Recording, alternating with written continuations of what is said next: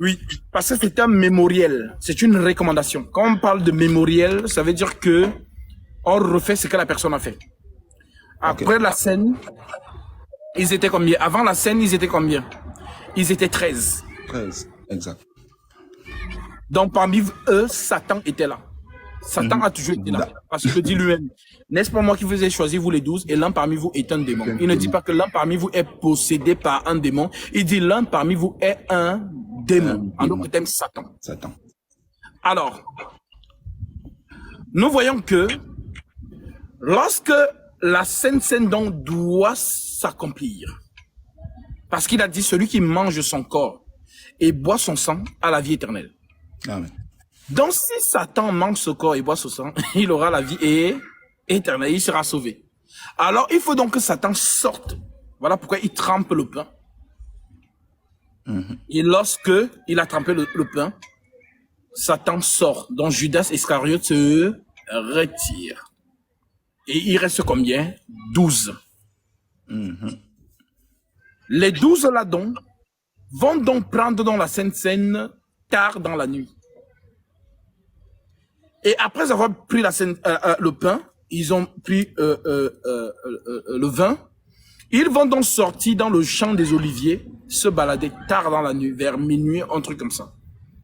Et c'est là où Judas Iscariote, Satan qui était sorti, qui allait prendre les troupes pour venir arrêter donc Jésus, pour le crucifier. Ah, d'accord. Voilà donc pourquoi, comme c'est une recommandation mémorielle, on fait la Sainte Seine minimum 12 personnes. D'accord. Vous allez voir, regardez un peu les catholiques. Quand on était catholique, qu'est-ce qu'on nous faisait? On nous dit qu'on nous donne le corps du Christ, non? Mais pourquoi vous nous donnez le corps, vous ne nous donnez pas le sang? On se place tous à rang. Le corps du Christ. Tu prends. Où est le vin? On ne te donne pas.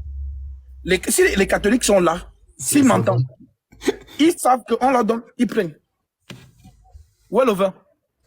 Toto spirituel. Ça, c'est Satan. C'est Satan. Amen. Voilà. Donc, si vous voulez même être crédible, il y a un qui a apparemment le corps du Christ, comme ils le disent. Il y a l'autre qui a donc le calice, le vin. On te donne le corps, tu bois le sang. En plus, eux, ils le font en journée. Pourtant, c'est la nuit. Lorsque Paul répète ça dans 1 Corinthiens chapitre 11, qu'est-ce que Paul dit? Lisons ça, c'est important. Amen, amen, amen.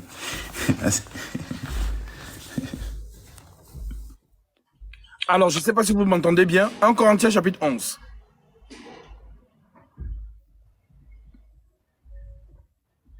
Je suis au verset 17. L'Écriture dit, en donnant cet avertissement, ce que je ne vous loue point, c'est que vous vous assemblez non pour devenir meilleur, mais pour devenir pire. Et d'abord, j'apprends que lorsque vous vous réunissez en assemblée, il y a parmi vous des divisions. Et je le crois en partie, car il faut qu'il y ait aussi des sectes parmi vous. Donc Paul dit que dans ce qu'on appelle assemblée des saints, faites attention. Les fils du diable sont au milieu. L'ivraie est là. Et on recommande l'ivraie comment? L'ivraie est toujours celui qui divise. Celui qui calomnie. Celui qui est toujours en train de apporter la division. Parce que l'esprit du Seigneur, c'est le rassemblement. L'esprit de Satan, c'est la division. Voilà pourquoi l'Écriture dit, celui qui rappelle une faute, divise les amis. Celui qui la couvre a l'amour. Ça veut dire que la sœur a fait quelque chose, je ne vais pas rappeler. Vraiment, tu avais fait ceci. Ça montre que tu veux diviser. Mais si la sœur a fait une faute, je couvre. Pour que c'est l'amour qui règne. Voilà l'esprit de Jésus. Mais vous allez voir, vous êtes dans des assemblées, dès que tu fais quelque chose, c'est le colpotage partout. Oh, elle a fait ceci. Oh, elle a fait cela. Oh, mais vraiment, il croit que il est le plus spirituel de... Ainsi de suite. C'est la division. C'est l'esprit de Satan. Alors, Paul nous dit donc que, notamment dans l'assemblée de Corinthe, il nous dit, et d'abord, j'apprends que lorsque vous vous réunissez en assemblée, il y a parmi vous des divisions. Et je le crois en partie. Car il faut qu'il y ait aussi des sectes parmi vous. afin que ceux qui sont approuvés soient reconnus comme tels, qu'on reconnaisse les enfants du diable au milieu de vous. Amen. Lorsque vous vous réunissez, ce n'est pas pour manger le repas du Seigneur. Car quand on se met à table, chacun commence par prendre son propre repas. Et l'un a faim tandis que l'autre est ivre. Donc vous voyez ici que ce n'était pas défendu aux chrétiens de boire de l'alcool. C'est l'ivresse qui était interdit. Voilà pourquoi Paul dit que les gens, quand ils se réunissaient, chacun ramène peut-être sa nourriture dans sa gamelle. On n'a même pas encore commencé la Sainte Seine et ils commencent déjà à manger leur propre nourriture.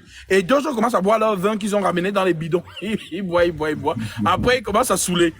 Alors, Paul dit donc, n'avez-vous pas les maisons pour y manger et boire en d'autres termes, avant de venir? Si on a dit que non, on se réunit à 23 h pour la Sainte Seine. Si tu as faim, mange chez toi. N'avez-vous pas des maisons pour y manger et boire? Ou méprisez-vous l'église de Dieu? Donc l'église de Dieu, c'est quoi? Ce n'est pas le bâtiment, c'est l'assemblée. Lorsque les saints sont assemblés, dont les membres du corps du Christ s'assemblent, c'est le corps qui paraît. Maintenant, si le corps est bien assemblé, la tête descend. Jésus. Si le corps n'est pas bien assemblé, la tête ne descend pas. Et là, c'est la confusion. Ou méprisez-vous l'église de Dieu et faites-vous honte à ceux qui n'ont rien? Que vous dirais-je? Vous louerai-je? En cela, je ne vous loue point. Car j'ai reçu du Seigneur ce que je vous ai enseigné. C'est que le Seigneur Jésus, dans la nuit où il fut livré, il prit du pain. Et après avoir rendu grâce, il le rompit et dit, ceci est mon corps qui est rompu pour vous. Faites ceci en mémoire de moi, une recommandation. De même, après avoir soupé, il prit la coupe et dit, ceci est la nouvelle alliance en mon sang. Faites ceci en mémoire de moi toutes les fois que vous en boirez. Car toutes les fois que vous mangez ce pain et que vous buvez cette coupe, vous annoncez la mort du Seigneur jusqu'à ce qu'il vienne. Donc la Sainte Seine, en fait, c'est comme le rassemblement autour d'un corps qui est mort. Vous voyez souvent quand les gens meurent, avant qu'on enterre la personne, on fait la veillée. Veillée avec corps. Surtout en Afrique, on voit beaucoup ça. La veillée avec corps. Donc, la Sainte Seine, c'est la veillée avec le corps de Jésus. Donc,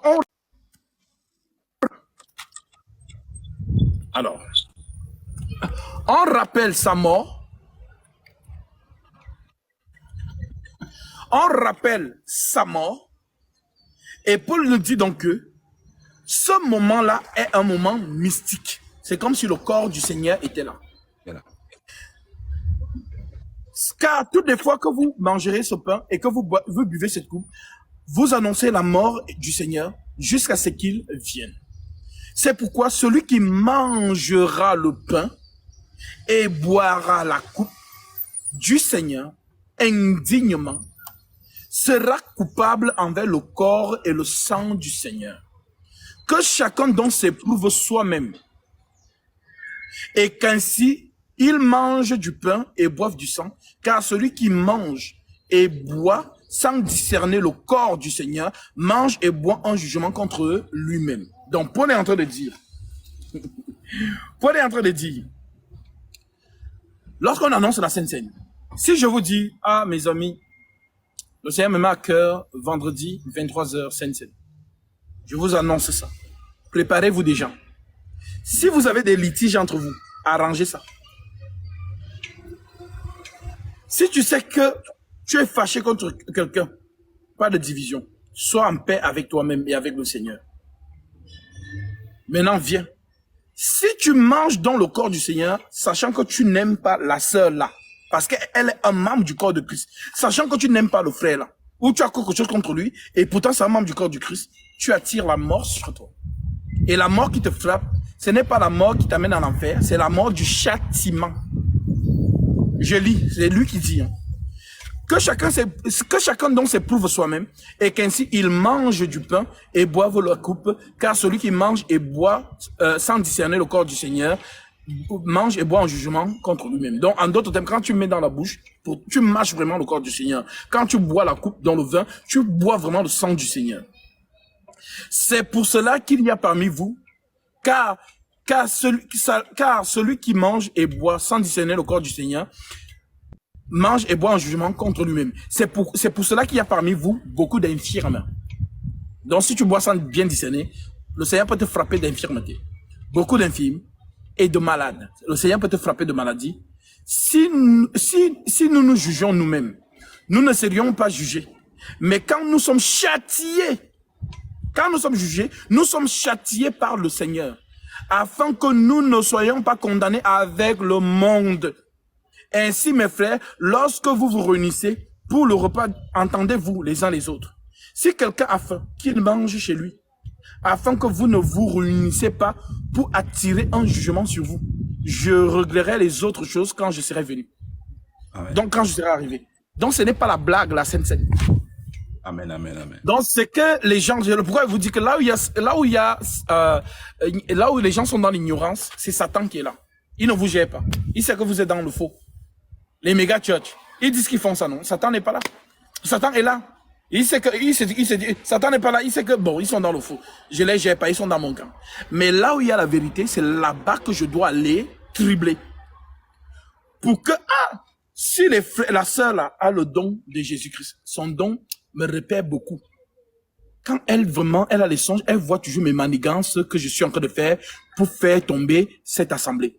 Mais elle, c'est vraiment une que je dois effacer. Donc je vais tout faire pour qu'elle soit en colère avec l'autre sœur. Comme ça, elle va manger le pain du Seigneur indignement.